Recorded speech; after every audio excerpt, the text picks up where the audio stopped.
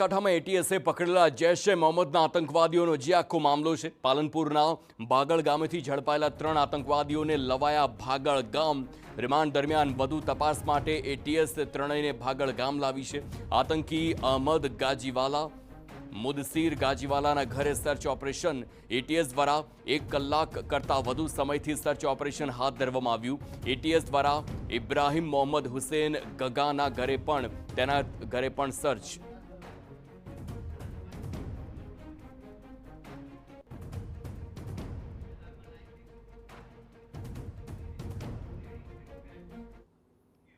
તો આખી જે ઘટના હવે સામે આવી છે તેમાં આતંકવાદીઓને પાલનપુર લઈ જવામાં આવ્યા અને અતુલ ત્રિવેદી પાસેથી આપણે વધુ વિગતો લઈશું। અતુલ, હવે આ તમામ લોકોને પોતાના એ ઘરે લાવવામાં આવ્યા, પાલનપુર તેમના ગામમાં લાવવામાં આવ્યા। આખરે એ કઈ દિશામાં તપાસ ચાલી રહી છે? શું તપાસમાં વધુ ખુલાસા થઈ રહ્યા છે?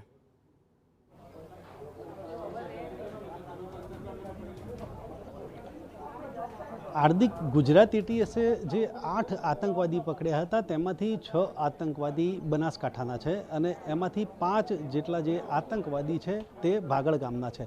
ત્યારે ભાગળ ગામમાંથી એટીએસે ઇબ્રાહિમ ગગા, મુદ્દસીર ગાજીવાલા અને અહેમદ ગાજીવાલાને અહીંથી પકડ્યા હતા। ત્યારે એટીએસ હવે ભાગળ ગામે પહોંચ્યું છે અને અત્યારે જે દ્રશ્યો બતાવીશ તે મુદ્દસીર ગાજીવાલા અને અહેમદ ગાજીવાલાના જે મકાનના છે। ત્યાં એટીએસના 3 ડીવાયએસપી અને એટીએસનો જે સ્ટાફ છે તે સર્ચ કરી રહ્યો છે।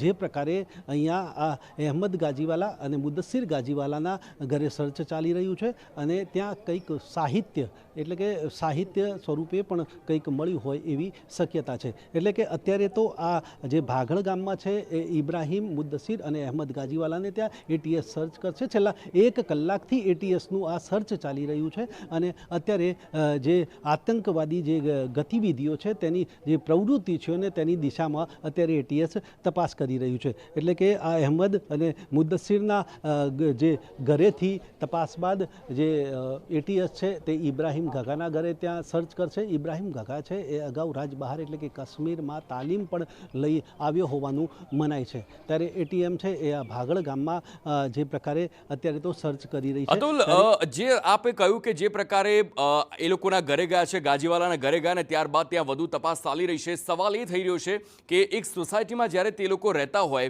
શું તમારી કોઈ તેમના આસપાસના તેમના પાડોશીઓ સાથે કોઈ વાતચીત થઈ છે? તેમની પહેલાંની કોઈ હરકતો વિશે કંઈ જાણવા મળ્યું છે ખરું? કોઈ પણ વધુ વિગતો તેમના પાડોશી જણાવી રહ્યા છે ખરા?